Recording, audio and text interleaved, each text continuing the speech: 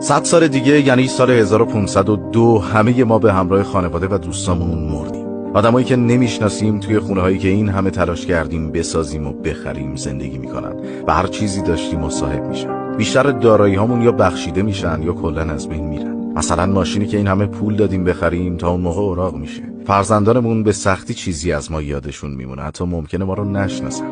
آخه کدوم یکی از ما پدر بزرگشون رو یادش میاد؟ بعد از مرگ اطرافیانمون فقط برای چند سال به یاد ما میمونن و بعدش فقط یه عکس روی دیواری. هیچکس نه دلش برای ما تنگ میشه نه به یادمون میفته. 10 سال بعد به کل به فراموشی سپرده میشیم. ما حتی خاطره هم نخواهیم بود.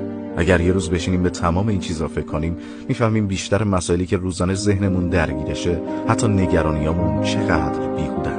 اگر به اون آینده فکر کنیم، تفکر نگرش و رویکردمون نسبت به خیلی از مسائل تغییر پیدا میکنه.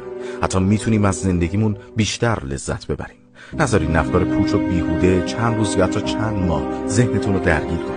اگه چیزی تا 5 سال دیگه اهمیتی نداره، بیشتر از 5 دقیقه خودتو براش اذیت نکن. زندگی بسیار کوتاه است.